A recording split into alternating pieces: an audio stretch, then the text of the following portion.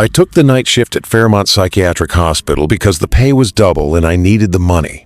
They told me the East Wing was closed for renovation. They told me not to go past the red line on the 3rd floor. I should have asked why. My first week was quiet. I'd walk my route every hour, checking doors, scanning my card at checkpoints, listening to my footsteps echo against tile that smelled like bleach and something older. The hospital had been built in the 1960s. You could feel the decades in the walls. The nurses avoided the East Wing entirely. When I asked about it during my training, the supervisor just said the building was structurally unsafe. Asbestos, mold, the usual excuses. But I heard sounds from that direction sometimes, faint sounds, like furniture being dragged across floors that were supposed to be empty. On my 9th night, I was doing my rounds when I noticed something. Door 3E7, the one closest to the red line. It was open, just a crack. I checked it 3 times that week. It had been locked every time. I stood there with my flashlight. My radio clipped to my belt, and I felt cold air coming from that gap. Cold air that smelled like wet concrete and iron. I should have called it in. I should have marked it and moved on. Instead, I pushed the door open. The hallway beyond was dark. My flashlight beam cut through dust particles that hung in the air like they'd been waiting. The walls were institutional green, peeling in long strips. There were gurneys lined up against one side, wheels rusted, sheets still on them, stained sheets. I heard it then. A voice, singing. It was a woman's voice, high and thin, singing something that sounded like a lullaby. The melody was wrong, off-key in a way that made my teeth hurt. I followed it because I was stupid. Because I thought maybe someone had wandered in. A patient. A homeless person. The singing led me to a day room at the end of the hall. The door was open. Inside, there were chairs arranged in a circle. Old television in the corner. A window with bars across it. And sitting in one of the chairs was a woman in a hospital gown. She was facing away from me. Her hair was long and gray, hanging down her back in a tangled mass. She rocked back and forth as she sang.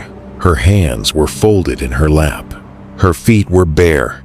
I said, "Ma'am, you're not supposed to be here." She stopped singing. For 3 seconds, there was perfect silence. Then she turned her head, not her body, just her head. It rotated too far, the angle all wrong, and when I saw her face, I understood why they'd sealed this wing. Her eyes were gone. Not closed, gone. Just smooth skin where they should have been. But she was looking at me. I could feel it. She smiled. Her teeth were brown. "You're late for rounds," she whispered. Her voice was different now. Wet, like she was speaking through water. I ran. I dropped my flashlight and I ran back down that hallway. My boots slipping on the floor, my breath coming in gasps that burned. Behind me, I heard her laughing. Then I heard footsteps. Fast footsteps. Running footsteps that shouldn't exist from a woman who'd been sitting down. I hit the red line and the door slammed shut behind me. I didn't see it close. It just did. The lock clicked with a sound like bones breaking. I called my supervisor. I told him everything. He was quiet for a long time. Then he said, "What door were you checking?" I told him. 3E7. "That door's been welded shut for 6 years, he said. "You couldn't have opened it." I went back the next night because I needed the job. The door was welded shut. A thick bead of metal ran along the frame. It looked old, rusted. But when I put my hand near it, the metal was warm. I still hear the singing sometimes. In my car, in my apartment, in the shower when the water's running. That same off-key lullaby. And sometimes, late at night, I feel someone standing behind me in the dark. Someone without eyes. Someone waiting for me to turn around. I worked security at a distribution warehouse in Ohio. 12-hour shifts, midnight to noon. The building was massive. 400,000 square feet of concrete and steel, and fluorescent lights that hummed constantly. My job was simple. Monitor the cameras, do perimeter checks, make sure nobody stole anything, make sure nothing caught fire. The loading docks were my least favorite area. 22 bays, most of them empty at night. The truck doors would rattle when the wind picked up. Sometimes they'd bang against their frames. Loud metallic crashes that echoed through the warehouse. But Dock 17 was different. Dock 17 never made noise. The door was always perfectly still, even during storms.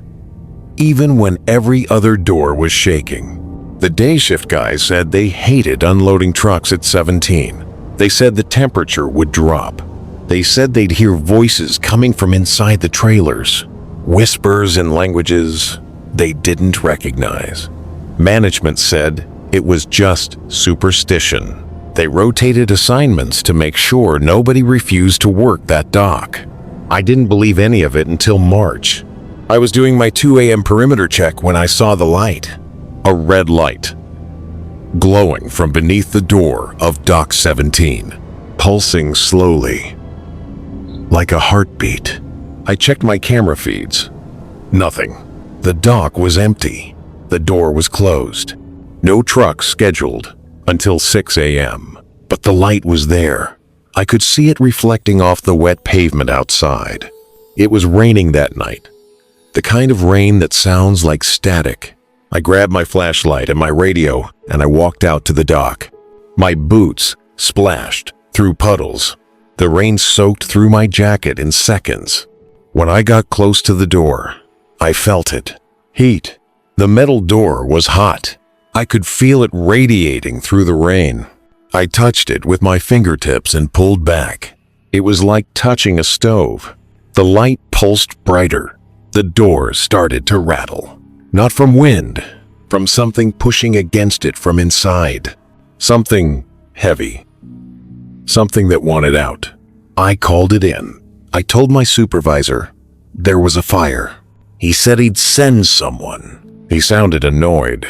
He said I was probably seeing the emergency lights reflecting off something. But I knew what I was seeing. The rattling got worse. The door buckled outward. Just an inch. Then 2 inches. I heard metal groaning. I heard something else. A voice. Deep and resonant. Speaking words that made my skull ache. I backed away. I should have run. But I couldn't stop watching. The door burst open. Not violently. It just swung open, slowly, smoothly, like something was inviting me in. The interior of the dock was dark. Completely dark. My flashlight beam died the moment it crossed the threshold. Just vanished. Like the darkness was eating the light. And then I saw the figure. It was tall, maybe 8 feet, maybe more. It stood in the center of the dock, perfectly still. Its shape was wrong. Angles that didn't make sense. Proportions that hurt to look at. It had too many limbs. Or not enough. I couldn't tell. My eyes couldn't hold on to what I was seeing. It turned toward me. I didn't see a face. I saw something worse. An absence. A space where a face should be. A void that pulled at me. That wanted me to step closer. I heard my name. Not from the figure. From behind me. I spun around and saw headlights. My supervisor's car. He was getting out, holding an umbrella, looking annoyed. "What's the emergency?" he called. I turned back to the dock. The door was closed. The red light was gone. Everything was normal. My supervisor walked past me and checked the door. It was cold to the touch. He looked at me like I was insane. He told me to go home early, said I looked sick. I didn't argue. The next day, I checked the security footage. Dock 17, 2 a.m. The camera showed nothing, just an empty dock. A closed door, me standing in the rain staring at nothing. But when I looked closer, I saw something else. In the reflection of the puddle at my feet, in the water, there was a shape, tall, impossible, standing right behind me, watching. I quit 2 days later. I didn't give notice. I just stopped showing up. They called me. They threatened to sue. I blocked their number, but I still see it sometimes. In reflections, in windows, in mirrors. That tall figure with no face. That thing from Dock 17. It's always in the background. Always perfectly still. Always watching. Always waiting. Have you ever ignored a warning at work and immediately regretted it? I was contracted to a corporate office building in downtown Seattle. 42 floors, glass and steel. The kind of place where everyone worked in tech, and nobody talked to security unless they forgot their badge. My shift was graveyard, 10 p.m. to 6 a.m. Most of the building emptied by 7. By the time I started my rounds, the only sounds were the HVAC system and my own footsteps on polished floors. The 27th floor was different. It had been leased to a startup that went under 6 months before I started. The whole floor sat empty, desks still in place, chairs, computers, whiteboards with equations and diagrams that didn't make sense. Management said they were renovating it, turning it into flexible workspace. But nobody ever came to work on it.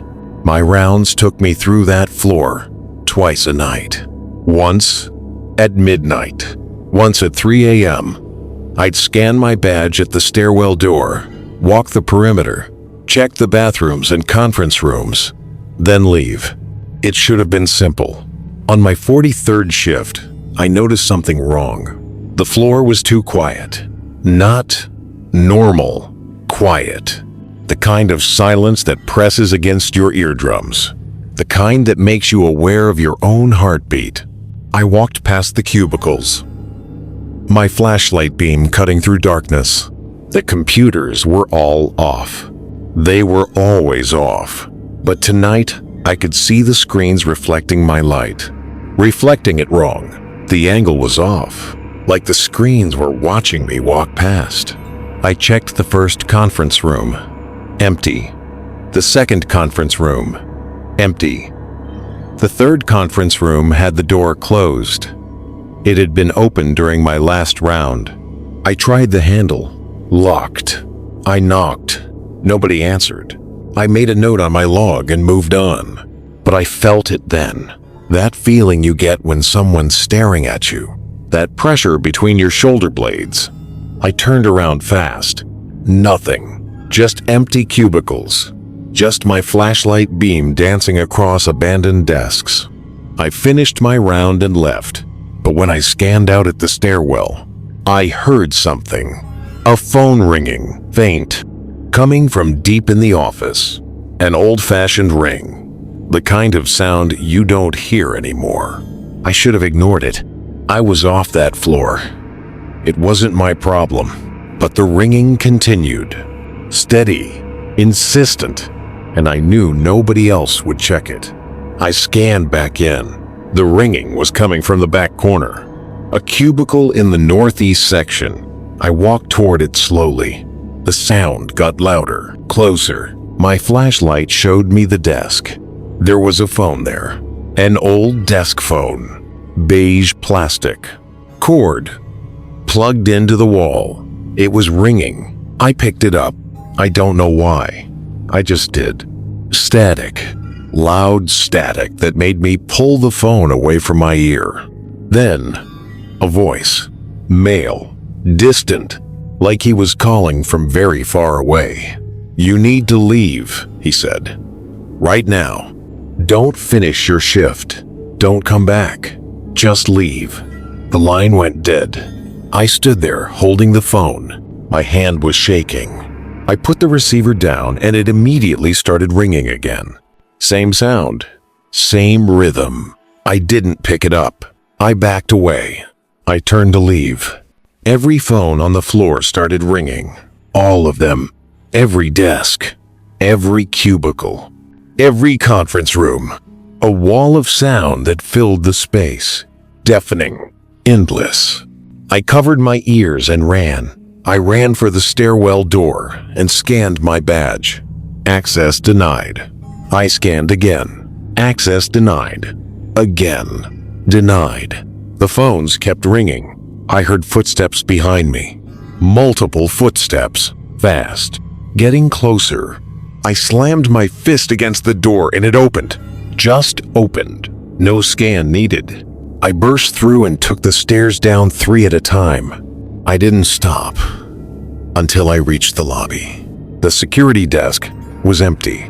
Where was Martinez? He always covered the desk during my rounds. I checked the log. His last entry was at 11:47 p.m. It was now 12:23 a.m. I called his cell. No answer. I called my supervisor. Voicemail. I called 911 and told them I needed help at the building. They said they'd send someone.